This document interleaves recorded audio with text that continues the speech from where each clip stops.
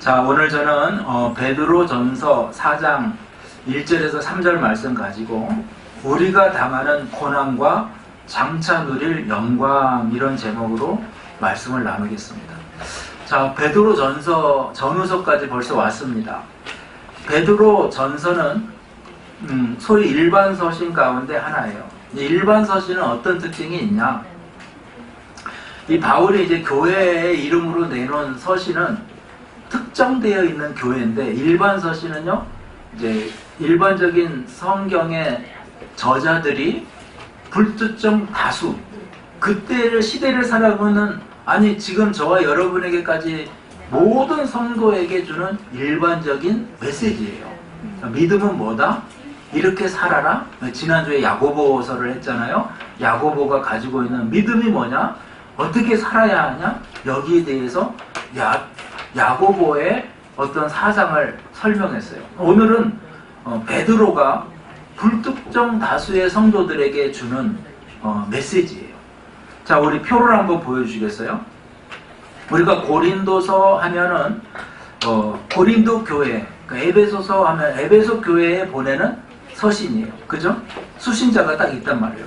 그럼 질문 하나 드릴게요. 야고보서는 야고보에게 쓴 편지일까요? 야고보가 쓴 편지일까요?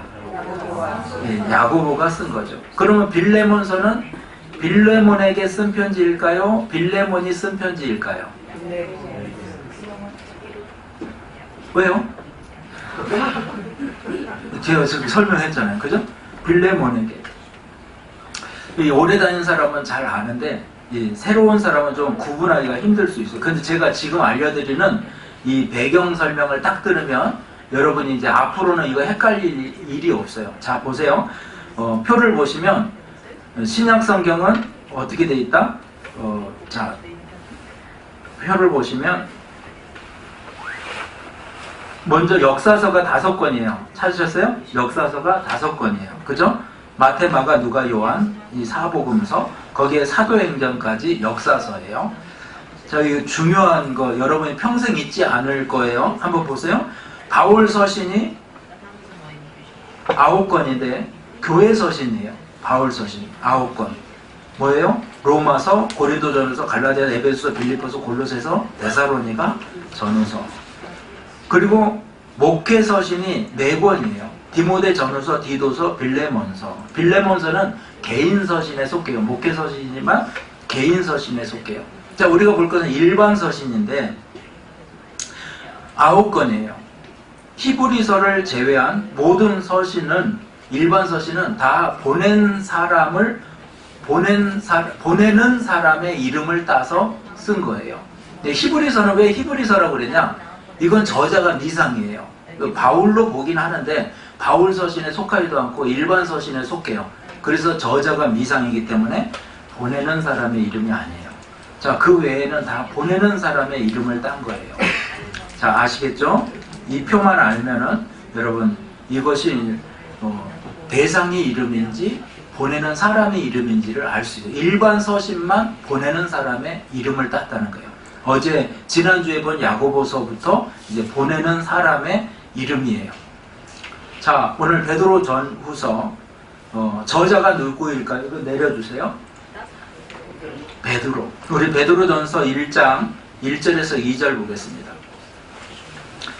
예수 그리스도의 사도 베드로는 본도 갈라디아, 갑바도기아, 아시아, 비두니아 흩어진 나그네, 곧 하나님 아버지의 미리 아심을 따라 성령의 거룩하게 하심으로 순종함과 예수 그리스도의 핏부림을 얻기 위하여 택하심을 받은 자들에게 편지하노니 은혜와 평강이 너희에게 더욱 많을지어다.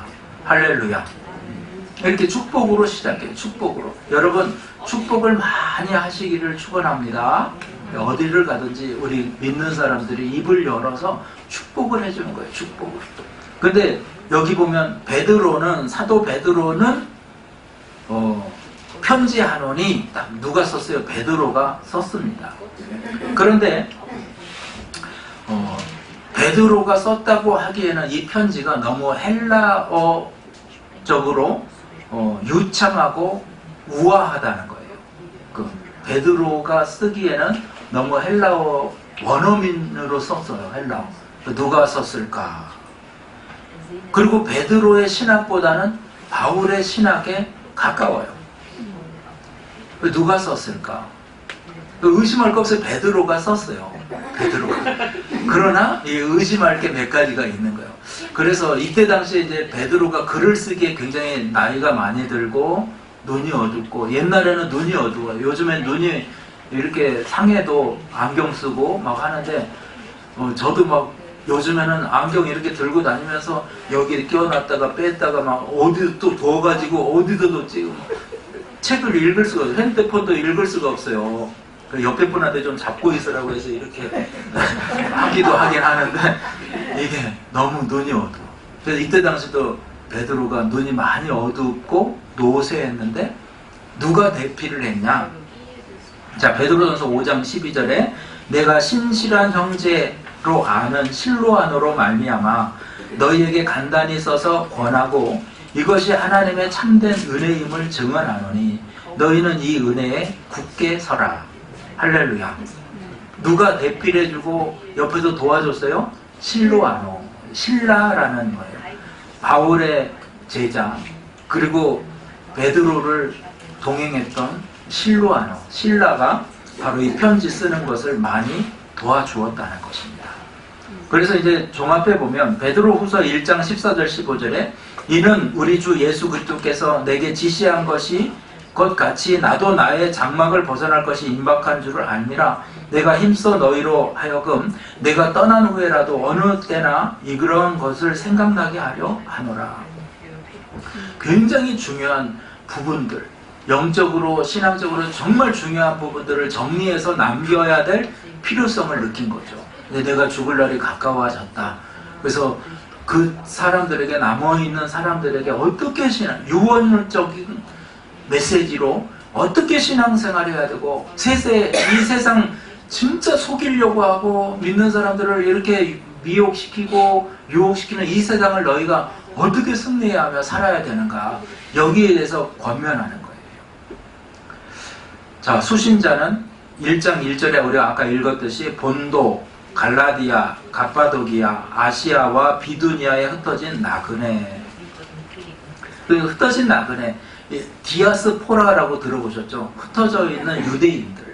이 사람들은 이중적으로 고통을 받았어요. 왜냐면 유대인들이, 여러분 좋을 땐 좋았는데 유대인들이 핍박당하기 시작하니까 유대인만 타깃이 되는 거예요. 유대인만.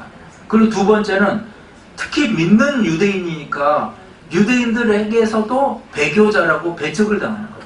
그러니까 이중적인 고난을 당하는 디아스포라들, 바로 그들이 1차적인 수신자가 되는 거예요. 고난 속에서 더 고난 당하고 있는데 또 흉년까지 들었어요. 바로 이러한 상황들이 계속해서 중첩되어 있어요.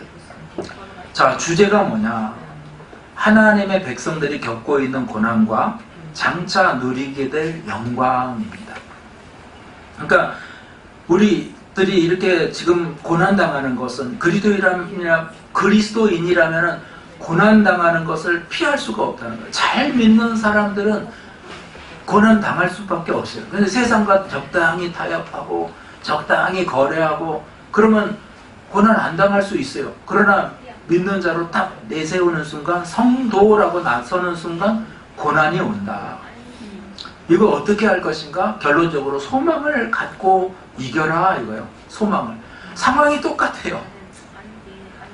믿으면 잘 믿을수록 우리가 나가는 상황 환경은 똑같아요. 그럼 어떻게? 소망 가지면 능히 이길 수 있다. 그리고 베드로전서 1장 6절에 7절에 여러 가지 시험을 만나거든.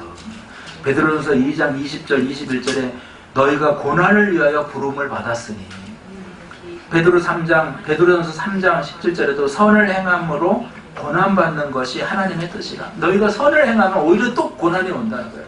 여러분, 세상은 내가 하나 주면은 고마워요 할 것 같죠. 2개 달라고 그러고요. 2개 주면요 5개 달라고 그러고요. 나중에 다 뺏어가는 게 세상이라고요. 베드로전서 4장에서는 앞으로 다가올 더 큰 불시험이 있다는 거예요. 야, 이 정도 고난 받으면 이제 끝나겠죠? 그냥, 아니야, 더 큰 게 하나 오는데, 진짜 왕따시만한 게 하나 오는데 그거는 이기는 사람 많이 없다. 이런 거예요.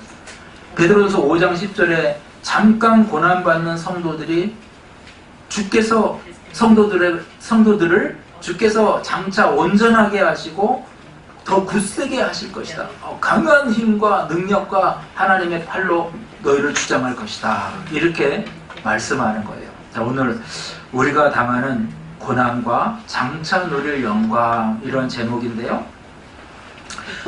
참 성도는 어느 시대나 고난을 받았어요. 왜 성도가 고난받느냐? 그것은 이름 안에 해답이 있어요. 성도 뭐예요? 구별되었다는 거예요. 세상 가운데서 구별되었다는 거예요. 그러니까 세상에 들어가는 순간 우리는 고난받게 되어 있다는 거예요. 그래서 성도들이 세상을 거스르기 때문에 고난이 와요. 제가 이번에 제 아내가 카드를 만들어줘 가지고요, 그 카드로 이렇게 40만원 이상인가 긁으면 라운지를 들어갈 수 있어요. 그래서 제가 처음으로 라운지를 들어갔어요. 라운지를. 그래가지고 라운지에 딱 들어가서 뭐 먹을 거 없나, 정말 먹을 거 많고. 그래서 제가 깜짝 놀랐어요. 라운지가 술이 공짜예요. 야, 맥주부터 뭐 별의별 술을, 젊은 사람들부터 나이 든 사람들이 다 대낮에 술판이 벌어졌어요. 야, 한국 사람들 술 많이 먹는다 하더니 거기서 다 먹는 것 같아. 이게 공짜니까 막, 와, 얼굴 빨개져가지고 사람들이 그래가지고 비행기를 탈 거 아니에요. 비행기. 그래서 야, 라운지는 이거 술을 없애야 되겠구나. 건의를 해야 되겠어요. 건의. 세상이 그렇더라고요. 세상이. 저는 처음 봤어요. 우리가 받는 고난, 우리가 결코 세상과 타협하지 않으면 우리가 받고 있는 고난은 더 심해질 거라는 거예요. 심해져. 세상이 더 악해지면 악해질수록 그 고난은 더 심해질 수밖에 없어요.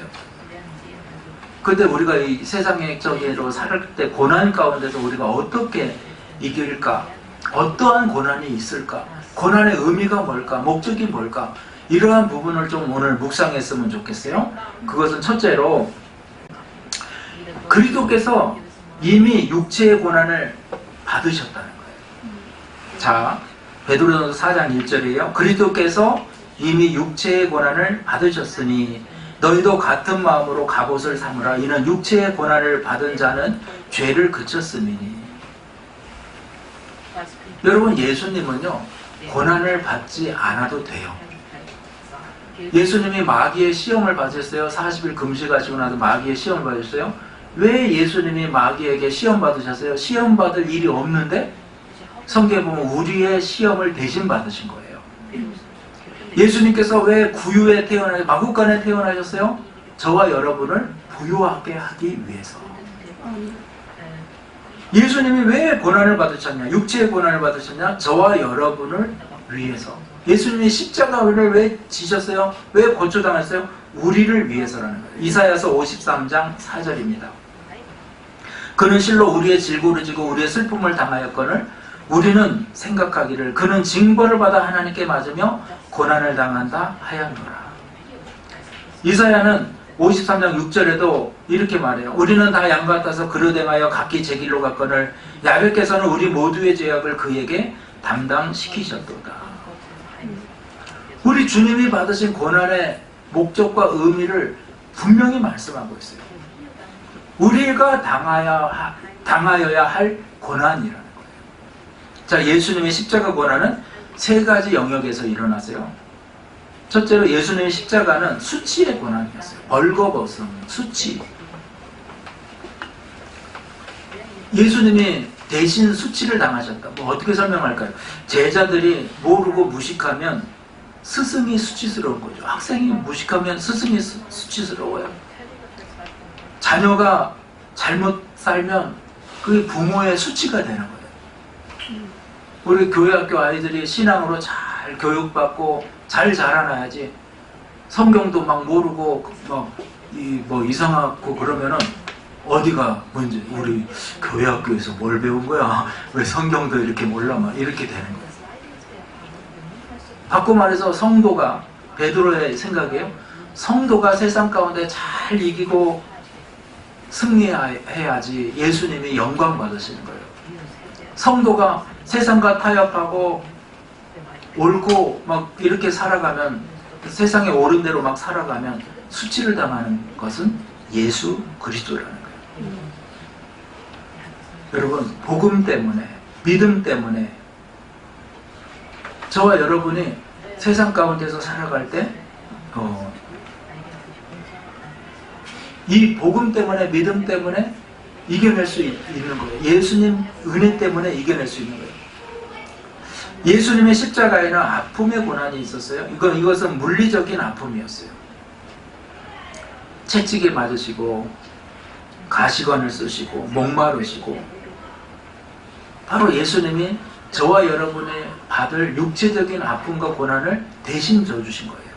그래서 여기 오니까 베를린도 요즘에 역병이 도는데 감기가, 근데 이 감기도 예수님이 져주신 거예요. 할렐루야. 그래서 대신 예수님이 다 치료해 주셨다. 그래서 이 불법 점거하고 있는 악한 감기는 떠나갈지어다, 이렇게 기도하는 거예요. 아멘이죠? 우리 육체의 나쁜 질병들도 다 불법 점거하고 예수님이 다 져주셨거든요. 저가 채찍에 맞음으로.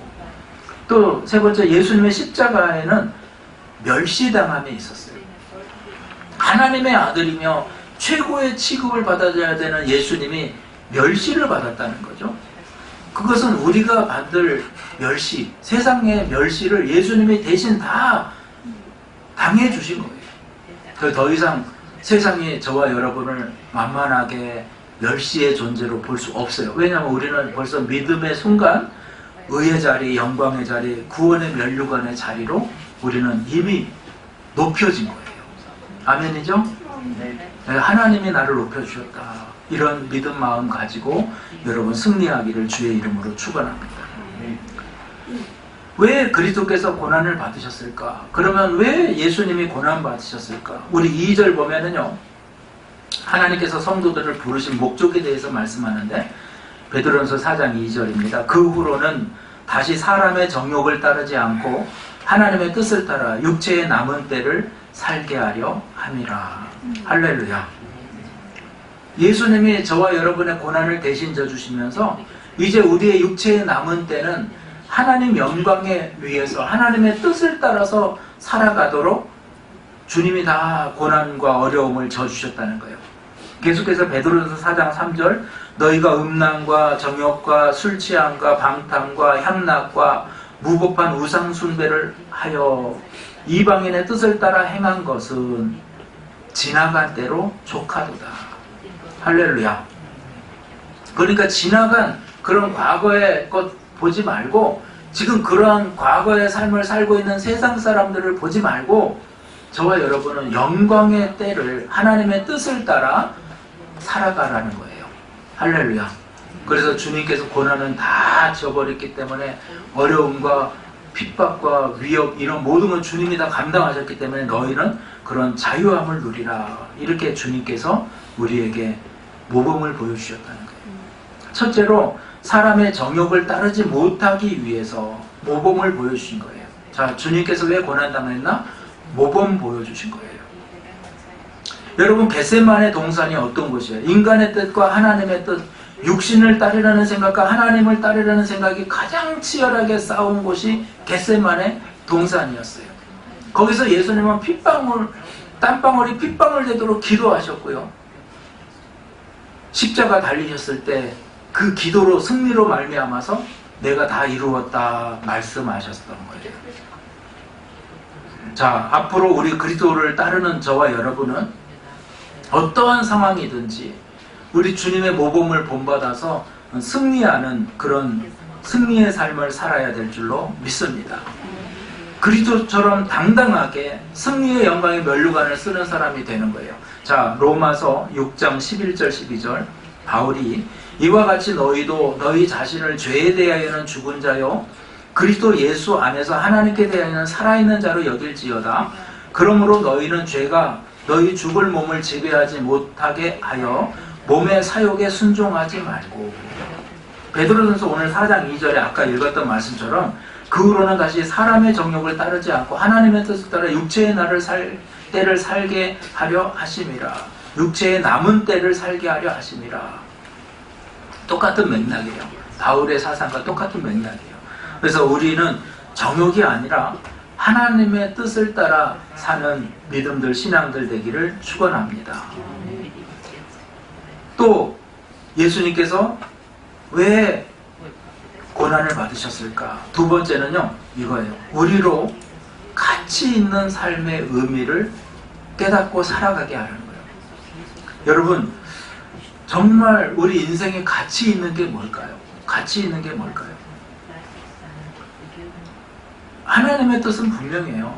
우리 인생에 가치 있는 것을 여러분이 분별하고 가치 있는 것에 헌신되고 살아가라는 거예요. 반면에 사단은요, 사람의 정욕을 따라서 살아가라는 거예요. 안정되고 정말 복 있는 삶을 살려면 가치 있는 일에, 선한 일에 저와 여러분이 헌신되어져야 될 줄로 믿습니다. 가만히 보니까 우리 성도님들은 참 의미 있고 가치 있는 일이 뭔지를 너무 잘 알아요. 그리고 정말 의미 있고 가치 있는 일에 헌신되어지고 싶어 한다는 거예요. 저는 그렇게 생각해요. 의미 있고 헌신 있는 일에 여러분이 헌신하면 바로 거기에 하나님의 축복이 부어져요. 축복. 코로나를 지나고 정말 어려울 때 진짜 교회 학교는 우리 조용환수 집사님, 전도사님 자녀 둘 있었어요. 그래가지고 그 어려운 시절을 그렇게 지나가니 우리 형민 집사님도 한국에 계시고 한나지아가 한국에, 교회 학교가 3명인데 1명 또 유학 보내놔가지고. 근데 그때 우리 서은진 집사님이 본인데 갑절로 부흥을 하는 거예요. 갑절. 할렐루야. 갑절. 그래서 막 제가 너무 기뻐서 한국 가서 갑절로 부흥했어요.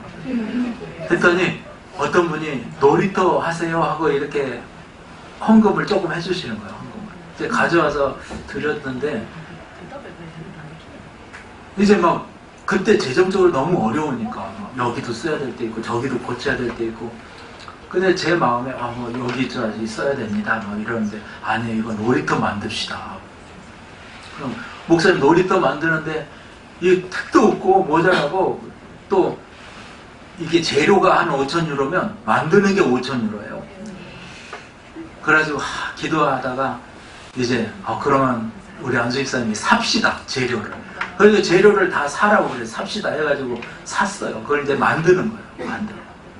우리 청년들 와가지고 막 드릴 받고, 제가 다시 빼서 또 이거 못 사. 또 다시 받고. 그래서 진짜 만들어가지고 다 해놨는데, 그때 제 마음은 그랬어요. 우리 교회의 마음은 하나님, 이렇게 그 헌신된 그런 믿음의 축복에 하나님이 부어주실 줄 믿습니다. 그런 마음이 있었어요. 아이들한테 정말 최선을 다하고 싶은 마음이 있었어요. 근데 하나님이 정말 그런 마음으로 아시고 1명 보내줘, 2명 보내줘, 또 막 오시기 시작해가지고 지금 아이들이 엄청 많아졌어요. 그 문제도 생겼지만 여러분, 많이 와서 문제가 있는 게 좋아요, 없는 게 좋아요? 많아져야 돼요. 개들도 많아져야 되고, 하여튼 다 많아져야 돼요. 개도 많아지고 다. 없어서 문제 없는 거보다 많은 게 좋아요. 제가 그 바닥을 치고 나니까 다 감사한 거 있죠. 소세지를 많이 먹어가지고 할렐루야. 오늘 그 광고에 소세지는 하나씩만, 그 우리가 100개를 시켜놨으니까 하나씩만 드시고 다시 와서 남아있으면 또 드시고 아니면 하나로 족하니라. 아멘입니까? 그래요. 그래도 많이 오시니까 감사하지. 없어서 남는 것보다. 그죠? 그래서 문제될 게 없어요. 문제될 게. 다 하나님의 은혜예요. 정말 의미 있는 일, 가치 있는 일, 그 한 사람의 헌신이 그걸 만들어요. 만들어요. 그래서 여러분이 지금 교회를 이렇게 보면서 헌신된 마음이 들거든, 의미 있는 일, 가치 있는 일에 정말 헌신하기를 축원합니다. 디모데후서 4장 7절에서 8절이에요. 나는 선한 싸움을 싸우고 나의 달려갈 길을 마치고 믿음을 지켰으니 이제 후로는 나를 위하여 의의 면류관이 예비되었으므로 주 곧 의로우신 재판장이 그날에 내게 주실 것이며 내게만 아니라 주의 나타나심을 사모하는 모든 자들에게도니라. 할렐루야. 바울이 바로 이런 사상을 가지고 있었어요. 주님이 주실, 장차 주실 그것을 위해서 믿음을 지키는 거예요. 믿음을 잘 지키고 그 장차 주실 상급을 위해서 최선을 다하는 거예요. 오늘 베드로도 똑같은 맥락에서 하나님의 뜻을 쫓는 거룩한 삶을 살아가라, 이것을 권면하고 있어요. 두 번째, 마지막으로 우리 육체에 남은 때를 그러면 어떻게 살아가야 할 것인가. 성경은 종말을 두 가지로 말해요. 하나는 개인의 종말입니다. 죽음이에요. 또 하나는 우주적인 종말입니다. 예수님께서 구름 타고 이 세상에 다시 오실 때예요. 그런데 역설적으로 종말이 있다는 것은 믿는 우리에게는 오히려 소망이 되는 거예요. 심판의 때가 있다. 주님이 오실 때가 있다. 그럼 저와 여러분은 이 사망 권세를 이기고 다시 살아갈 때가 있다. 베드로전서 4장 2절에 그 후로는 다시 사람의 정욕을 따르지 않고 하나님의 뜻을 따라 육체에 남은 때를 살게 하려 함이라.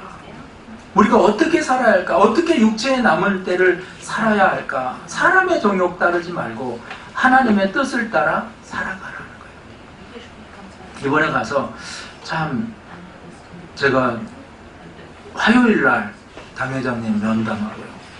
또 수요일날 조찬 7시부터 또 당회장님하고 10명이서 이렇게 같이 또 식사를 하고요. 그리고 목요일날 또 다른 스케줄이 있어서 함께 만날 일이 좀 있었고, 금요일날은 우리 당회장님이 또 스페인 성에 오시거든요. 내년 2월달에. 그리고 9월달에 또 영국 총회가 잡혀 있어요. 그러니까 그런 스케줄 우리 선교국장님이랑 또 다른 CGI 간사 국장님이랑 같이 또 막 3시간을 넘게 회의하고, 그러니까 토요일날 또 다른 만남이 있었고, 그러니까 화수 목 금 토 계속 매일매일 이렇게 스케줄이 있었어요.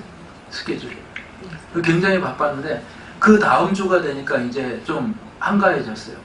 그래서 이번에는 어디 가서 드릴 예배도 없고 막 해서 이렇게 아는 친구 목사님들 좀 만났는데, 연세가 많으신 은퇴하신 목사님 한 분 뵙고, 또 이제 제 친구 목사 또 한국에서 보고 이랬는데, 제가 두 분 다 공통된 게 있었어요. 그 은퇴하신 많은 그 목사님이 어떤 전도사님이 소천했어 그러더라고. 그래가지고 그분이 나이가 얼마 안 되셨는데? 그랬더니 얼마 안 되는데 그렇게 막 싸남을 피더니 그 막 하면서 이렇게 이야기를 하더라고.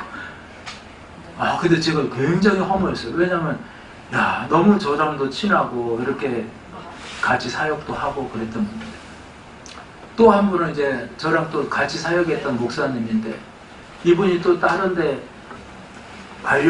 배정을 받았는데 막 스트레스 받고 막 이러다 심장마비로 또 돌아가신 목사님 또 한 분 계셨어요. 나이도 저보다 한 5살 아래예요. 5살 아래. 그래서 그분도 갑자기 심장마비로 자다가 그렇게 소천하셨다는 거예요. 그러니까 그런 이야기를 돌아가신 소천하신 주의종 한 3분 이야기를 계속 들으니까 굉장히 많은 생각을 하게 되더라고요. 제 개인적으로. 그분들이 다 정말 건강했던 사람들이고 사역도 굉장히 열심히 하고 공부도 엄청 막 박사 코스도 하신 분이에요. 이렇게 보면서 참 사람이 아무리 건강해도 수완이 정해져 있고, 아무리 능력 있고 재능이 있어도 한계가 정해져 있잖아요. 저와 여러분의 인생도 마찬가지예요. 여기 성경 우리의 남은 때라고 말하잖아요. 저와 인생에 남아있는 시간이 얼마나 될까? 남아있는 재능이 얼마나 될까?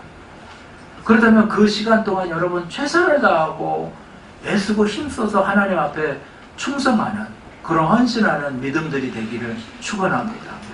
하나님이 재능 주셨잖아요. 그러면 그 재능을 다 발휘할 수 있도록 여러분 최선을 다하는 그런 믿음들이 되기를 축원합니다. 이 육체에 남은 때라는 말 속에는 두 가지가 내포되어 있는데요. 하나님은 성도가 이 땅에 남은 기간 중에 하나님의 뜻을 행하기를 원하세요. 하나님의 편을 보시기에 남아있는 기간. 그리고 또 다른 의미는 그 기간이 결코 길지 않다, 이러한 맥락에서 오늘 베드로가 육체에 남은 때라는 단어를 쓰고 있어요. 베드로전서 4장 1절입니다. 그리스도께서 이미 육체의 고난을 받으셨으니 너희도 같은 마음으로 갑옷을 입으라. 이는 육체의 고난을 받은 자는 죄를 그쳤음이니. 이 육체의 남은 기간은 어떻게 살 것인가? 첫째는 그리스도와 같은 마음을 품으라. 두 번째는 갑옷을 삼으라. 주님이 다 이겼으니까 그걸 갑옷 삼으라. 세 번째는 이제는 죄를 그쳐라. 이렇게 말하는 거예요. 그래서 우리 안에 음란과 정욕과 술취함, 무법, 우상숭배, 바로 이러한 것들은 다 여러분 끊어버리라는 거예요. 그리고 그리스도의 마음을 품고 이 악한 시대를 잘 이겨내야 하는 거예요. 한번 옆에 분에게 이렇게 인사합시다. 예수님의 마음을 품읍시다.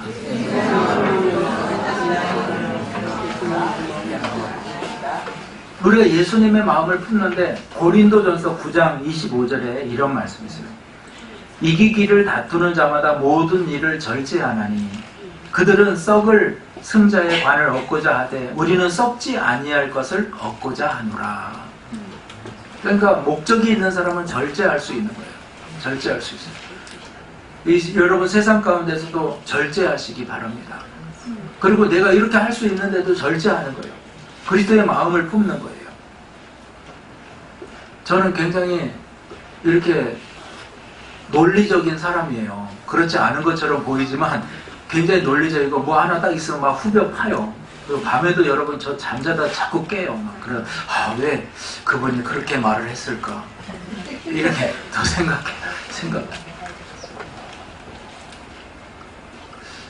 근데 여러분이 한번 생각해 보세요. 제가 이렇게 논리적으로 누구를 이기면 그 사람이 상처가 돼가지고 저한테 자꾸 오겠어요? 안 오죠. 그러니까 제가 예수님이라면 마음이 어떨까 이렇게 해서 막 꿀꺽꿀꺽 삼키는 경우도 많아요. 이제 만만하게 우리 아내라고, 우리 아내한테는 내가 따지고 들죠. 좀 젊을 때, 제가 철이 없을 때는 우리 아내한테 왜 이렇게 했어? 이렇게 했어요. 왜 이러는데 왜 이렇게? 내 생각이 이런데 이게 잘못됐지. 이게 막 하면 나중에 이게 최선을 다한 거예요. 막 이런 거. 그럼 제가 뭐라 그랬냐면 나는 최선을 다하는 걸 원치 않아. 잘해야지. 그게 얼마나 얄미워요. 얼마나 얄미워. 그런데 제가 이제 철이 들다 보니까 자꾸 이제 철이 드니까 그 사람 생각을 가지고 있다면 그렇게 해봐요. 그렇게 해봐요. 이런 마음이 많이 들었어요. 이게 얼마 되지 않았습니다. 요즘 교회에서도 제가 누가 이렇게 얘기하면 그렇게 해봐요. 예, 좋네요. 해봐요. 근데 자꾸 말을 안 해요. 요즘에 해보려니까 말을 안 하더라고. 근데 여러분 다 생각이 올 거, 이 사람 생각도 올 거 다 오라요. 그럼 우리가 딱 어떻게 생각하면 되냐면 예수님의 마음은 어떨까 이걸 생각해 보는 거예요. 아멘이죠? 여러분 자녀를 교육할 때도 또 다른 사람과의 관계에 있어서도 예수님의 마음을 헤아리고 예수님의 마음을 품으시기를 주의 이름으로 축원합니다. 그래서 바울이 골로새서 1장 24절에도 이렇게 말해요. 나는 이제 너희를 위하여 받는 괴로움을 기뻐하고 그리스도의 남은 고난을 그의 몸된 교회를 위하여 내 육체에 채우노라. 할렐루야. 믿음으로, 신앙으로 교회의 직분 감당하기 위해서 이 어려운 거 힘든 거 다 감내하고 감수하는 거 하나님의 영광을 위해서 이게 가장 의미 있고 가치 있는 일이라는 거예요. 또 여러분이 살다 보면 두 번째로 이렇게 어려움을 만나게 되는데 그때 갑옷을 입으라는 거예요. 어떤 갑옷? 고난의 갑옷을 입으라는 거예요. 우리가 고난을 지라는 말이 아니고 예수님이 이미 지신 그 고난의 갑옷을 내가 또 입는 거예요. 자, 한번 따라 합시다. 예수님이 다 이루셨습니다. 내가 이거를 다 다시 입는 거 아니에요. 고난을 내가 다시 입는 게 아니에요. 내가 십자가를 지는 게 아니에요. 예수님이 다 지셨어요. 예수님이. 저마다 자기 십자가를 지라니까 내가 또 십자가를 져야 돼 이러는데 예수님이 다 지신 것을 내가 누리는 거예요. 그 십자가는 내가 누림의 십자가라는 거예요.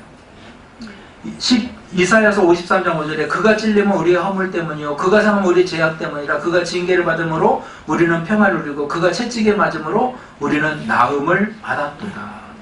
고린도후서 8장 9절에도 똑같은 맹 우리 주 예수 그리스도의 은혜를 너희가 알거니와 부요하신 이로서 너희를 위하여 가난하게 되심은 그의 가난함으로 말미암아 너희를 부요하게 하려 하심이라. 할렐루야. 성도가 그리스도의 고난을 갑옷 삼는다는 것은 예수님이 다 이루셨습니다. 그 은혜를 힘쓰는 것.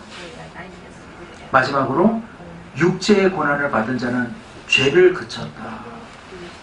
그래서 예수님의 이 은혜를 깨달은 사람은 이제 다시는 죄 가운데 살지 않아요. 베드로전서 4장 4절 이러므로 너희가 그들과 함께 그런 극한 방탕에 다름질하지 아니한 것을 그들이 이상히 여겨 비방하나. 베드로전서 4장 5절 6절 그들이 산 자와 죽은 자를 심판하기로 예비하시니 사실대로 고하리라. 이를 위하여 죽은 자들에게도 복음이 전파되었으니 이는 육체로 사람으로 심판을 받으나 영으로는 하나님을 따라 살게 하려 하심이라. 여기서 저희란 세상 사람들을 가리키고 산 자와 죽은 자는 살아있거나 이미 죽어있는 자를 말해요. 살아있거나 이미 죽어있는 자는 다 심판이 있고요. 저와 여러분이 그들에게 복음 전하고 잘 그들을 세워나갈 사명이 있다. 그래서 잘 의미 있고 가치 있는 일에 쓰임되길 축원합니다. 제가 이제 두 번째 주에 시간이 좀 있어서 교보문고회를 갔어요. 우리 목사님이랑 총회장 목사님이랑 교보문고를 몇 번을 갔어요. 뭐 심심하니까 들르고 막 이래 시간이 많이 남아가지고. 근데 한 3번을 갔나 봐요. 3번을. 그래서 책도 고르고 막 이러는데 거기 갔더니요 참 책을 좋아하고 사랑하는 사람들이 많아요. 여러분도 정말 한국 가면은 좀 조용하게 그 책방에 가가지고 좀 책 좀 보고 우리 자매들도 엄청 이쁜데 막 책을 쫙 하면서 책을 읽는데 너무 고상하고 아이고 우리 며느리 삼았으면 좋겠다. 또 막 형제가 막 책을 보고 막 안경 두꺼운 끼고 하는데 야 사위 삼았으면 좋겠다. 정말 의미 있고 가치 있는 거 소중한 게 뭔가. 특히 기독교 서적 앞에 그렇게 이쁘고 정말 멋진 청년들이 많다는 것에 우리 제가 총회장한테 야 정말 멋지지 않아요 목사님? 멋지다고. 이제 목사님이 사위 보고 며느리 볼 때가 돼가지고 그러는구나 그러더라고요. 젊은 사람들 보면 너무 그런 생각이 들어요. 여러분 정말 고상하고 귀한 것이 뭔가를 분별하고 깨닫는 저와 여러분 되기를 축원합니다. 결론적으로 말씀드립니다. 참 성도는 어느 시대나 고난받습니다. 혹자는 그렇게 말했어요. 왜 성도가 고난당합니까? 결론은 그거예요. 예수님 때문이에요. 예수님으로 인해서 고난받아요. 성도가 아닌 사람은 고난이 없어요. 세상과 타협한 사람은 고난이 없어요. 성도는 세상과 구별되어 있기 때문에 고난당해요. 그런데 거슬러 올라가면 예수님께서 이미 모든 고난을 다 끝내셨다는 거예요. 그래서 우리가 받는 고난은 저마다 자기 십자가예요. 내가 행동 잘못해서 말 잘못해서 눈초리 잘못해서 받는 고난일 수 있어요. 여러분 주님이 이 세상의 모든 고통과 어려움, 아픔, 우리가 받는 핍박까지 다 해결했음을 믿으시기 바랍니다. 그렇다면 우리 성도가 고난이 없냐? 아니요. 믿음의 고난이 있을 수 있다는 거예요. 우리에게 본을 보여주신 예수님 따라 저와 여러분도 이 고난의 때에 승리하기를 주의 이름으로 축원합니다. 어떻게 살아야 할까? 첫째는 예수님 닮으라는 거예요. 그리고 심판의 때를 기억하며 살아가시기를 축원합니다.